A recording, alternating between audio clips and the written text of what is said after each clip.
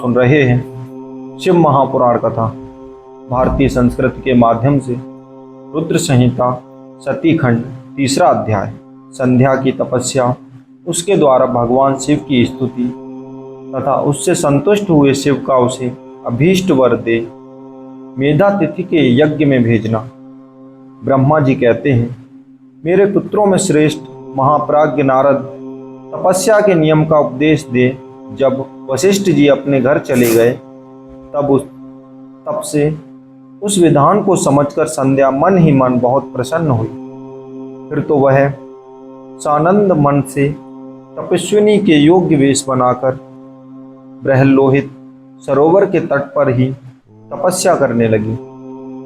वशिष्ठ जी ने तपस्या के लिए जिस मंत्र को साधन बताया था, उसी से उत्तम भक्ति भाव के साथ वह भगवान शंकर की आराधना करने लगी। उसने भगवान शिव में अपने चित्त को लगा दिया और एकाग्र मन से वह बड़ी भारी तपस्या करने लगी। उस तपस्या में लगे हुए उसके 4 युग व्यतीत हो गए। तब भगवान शिव उसकी तपस्या से संतुष्ट हो बड़े प्रसन्न हुए। तब बाहर भीतर और आकाश में अपने स्वरूप का दर्शन कराकर जिस रूप का वह चिंतन करती थी, उसी रूप से उसकी आँखों को सामने प्रकट हो गए। उसने मन से जिनका चिंतन किया था, उन्हीं प्रभु शंकर को अपने सामने खड़ा देख वह अत्यंत आनंद में निमग्न हो गई। भगवान का मुखारविंद बड़ा प्रसन्न दिखाई देता था। उनके स्वरूप से शांति बरस रही थी। वह सहसा भयभीत हो सोचने लगी कि मैं भगवान हर से क्या कहूँ, किस तरह इनकी स्तुति करूँ। इसी चिंता में पड़कर उसने अपने दोनों नेत्र बंद कर लिए। नेत्र बंद कर लेने पर भगवान शिव ने उसके हृदय में प्रवेश करके उसे दिव्य ज्ञान दिया, दिव्य वाणी और दिव्य दृष्टि प्रदान की। जब उसे दिव्य ज्ञान दृष्टि और दिव्य वाणी प्राप्त हो गई, तब वह कठिनाई से ज्ञात होने वाला जगदीश्वर शिव को प्रत्यक्ष देखने कर उनकी स्तुति करने लगी। संध्या बोली, जो निराकार और परम ज्ञानमय, जो न तो स्थूल है न सूक्ष्म है और न उच्च ही है, तथा जिनके स्वरूप का योगी जन अपने हृदय के भीतर चिंतन करते हैं, उन्हीं लोक स्थिरता का आप भगवान शिव को नमस्कार है, जिन्हें सर्व कहते हैं, जो शांति स्वरूप निर्मल निर्विकार और ज्ञानमग्न हैं, जो अपने ही प्रकाश में स्थित हो प्रकाशित होते हैं, जिनमें विकार का अत्यंत अभाव है, जो आकाश मार्ग की भांति निर्गुण निराकार बताए गए हैं, जिनका रूप अज्ञान गंधकार मार्ग से सर्वथा परे है। उन नित्य प्रसन्न आप भगवान शिव को मैं प्रणाम करती हूँ, जिनका रूप एक अद्वितीय शुद्ध बिना माया के प्रकाशमान सच्चिदानंदमय सहज निर्विकार नित्यानंदमय सत्य ऐश्वर्य से युक्त प्रसन्न तथा लक्ष्मी को देने वाला है। उन आप भगवान शिव को नमस्कार है, जिनके स्वरूप की ज्ञान रूप से ही उद्भावना की जा सकती है, जो इस जगत में सर्वथा भिन्न है। एवं सत्व प्रधान ध्यान के योग्य आत्मस्वरूप सारभूत सबको पार कराने वाला तथा विचित्र और पवित्र वस्तुओं में भी परम पवित्र है। उन आप महेश्वर को मेरा नमस्कार है। आप जो स्वरूप शुद्ध मनोहर रत्नमय आभूषणों से विभूषित तथा स्वच्छ कर्पूर के समान गौरवपूर्ण है, जिसने अपने हाथों में वर अभय शूल और मुंड धारण कर रखा है, उस दिव्य चिन्मय सगुण साकार विग्रह से सुशोभित आप योग युक्त भगवान शिव को नमस्कार है। आकाश पृथ्वी दिशाएं जल तेज तथा काल ये जिनके रूप हैं, उन आप परमेश्वर को नमस्कार है।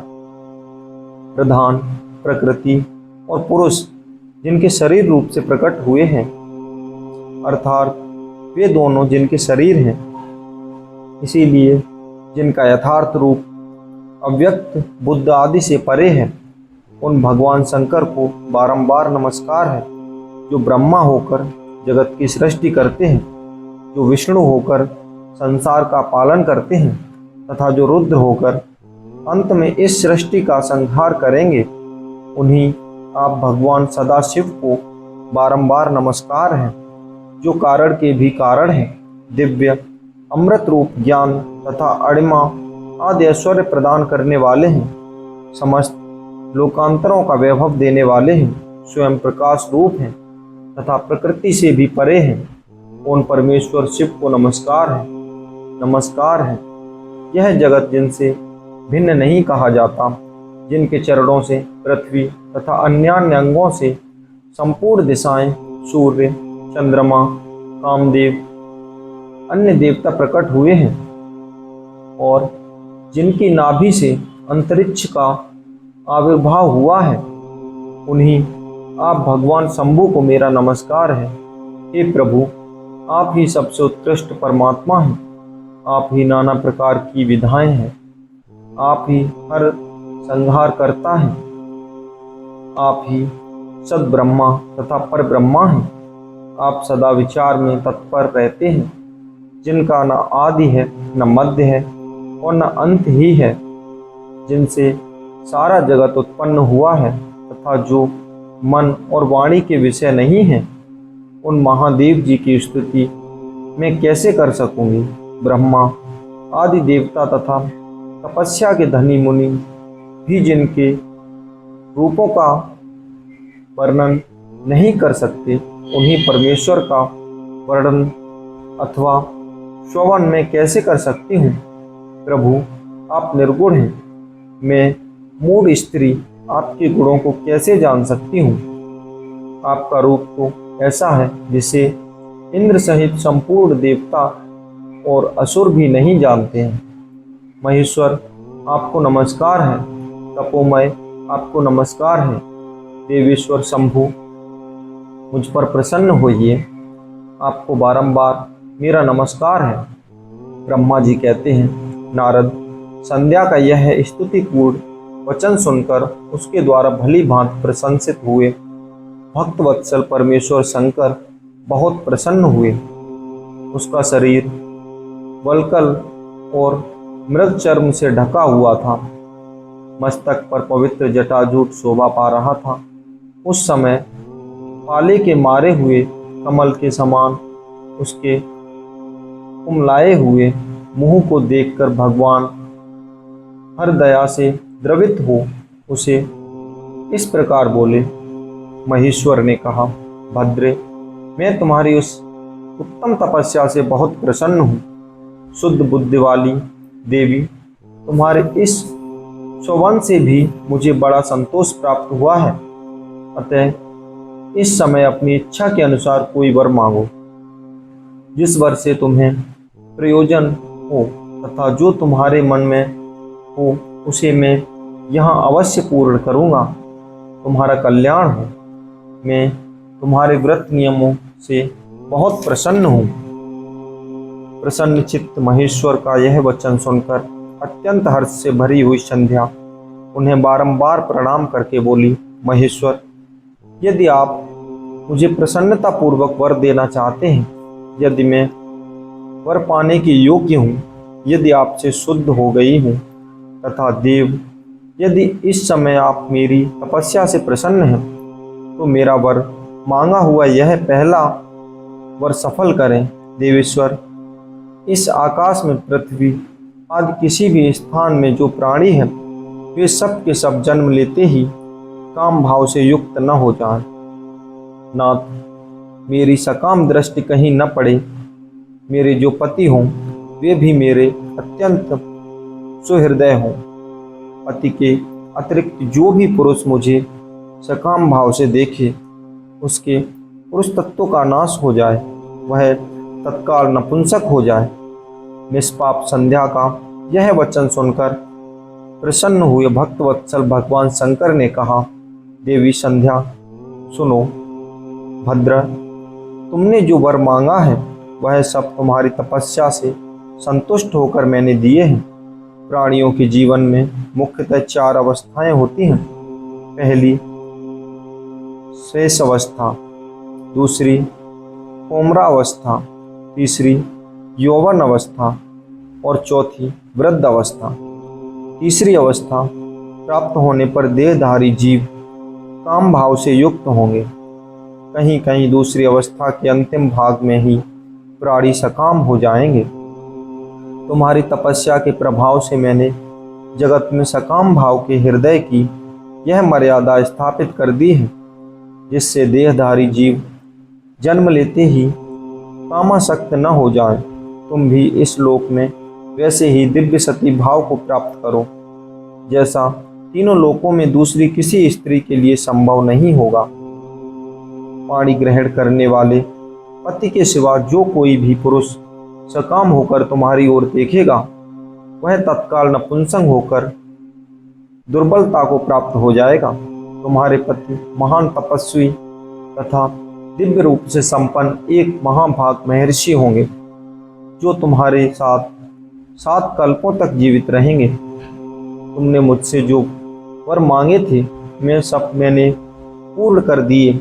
अब मैं तुमसे दूसरी बात कहूँगा, जो पूर्व जन्म से संबंध रखती है। तुमने पहले से ही यह प्रतिज्ञा कर रखी है कि मैं अग्नि में अपने शरीर को त्याग दूंगी। उस प्रतिज्ञा को सफल करने के लिए मैं तुम्हें एक उपाय बताता हूँ, उसे निसंदेह करो। मुनिवर, मेधातिथि का एक यज्ञ चल रहा है जो 12 वर्षों तक चालू रहने वाला है। उसमें अग्नि पूर्णतया प्रज्वलित। तुम बिना विलंब किए उसी अग्नि में अपने शरीर का उत्सर्ग कर दो। इसी पर्वत की उपतंतिका में चंद्रभागा नदी के तट पर तापसाश्रम में मुनिवर मेधातिथि महायज्ञ का अनुष्ठान करते हैं। तुम स्वच्छता पूर्वक वहां जाओ। मुनि तुम्हें वहां देख नहीं सकेंगे। मेरी कृपा से तुम मुनि की अग्नि में प्रकट हुई पुत्री होगी। तुम्हारे मन में जिस किसी स्वामी को प्राप्त करने की इच्छा हो, उसे हृदय में धारण कर उसी का चिंतन करते हुए तुम अपने शरीर को उस यज्ञ की अग्नि में होम दो। संध्या, जब तुम इस पर्वत पर 4 युगों तक के लिए कठोर तपस्या कर रही थी, उन्हीं दिनों उस चतुर्युगी का सत्ययुग बीत जाने पर त्रेता युग प्रथम भाग में प्रजापति दक्ष के बहुत सी कन्याएं हुई, जिन्होंने अपनी उन सुशीला कन्याओं का यथा योग्य वरों के साथ विवाह कर दिया। उनमें से 27 कन्याओं का विवाह उन्होंने चंद्रमा के साथ किया। चंद्रमा अन्य सब पत्नियों को छोड़कर केवल रोहिणी से प्रेम करने लगा। इसके कारण क्रोध से भरे हुए दक्ष ने जब चंद्रमा को शाप दे दिया, तब समस्त देवता तुम्हारे पास आए।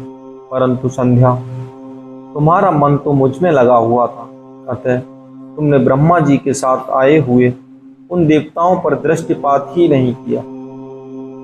तब ब्रह्मा जी ने आकाश की ओर देखकर और चंद्रमा पुनः अपने स्वरूप को प्राप्त करे, यह उद्देश्य मन में रखकर उन्हें शाप से छुड़ाने के लिए एक नदी की सृष्टि की, जो चंद्र या चंद्रभागा नदी के नाम से विख्यात हुई। चंद्रभागा के प्रादुर्भाव काल में ही महर्षि मेधातिथि यहाँ उपस्थित हुए थे। तपस्या के द्वारा उनकी समानता करने वाला न तो कोई हुआ है, न है और न होगा ही। उन महर्षि ने महान विधि विधान के साथ दीर्घ काल तक चलने वाले ज्योतिष्टोम नामक यज्ञ का आरंभ किया है। उसमें अग्निदेव पूर्ण रूप से प्रज्वलित हो रहे हैं। उसी आग में तुम अपने शरीर को डाल दो और परम पवित्र हो जाओ।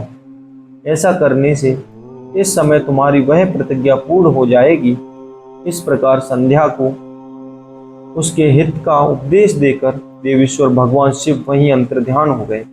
इसी के साथ हमारा यह अध्याय समाप्त होता है। इससे आगे की कथा हम सुनेंगे अगले एपिसोड में।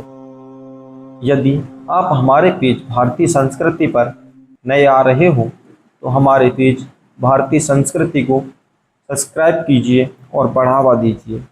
हर हर महादेव, हर हर महादेव।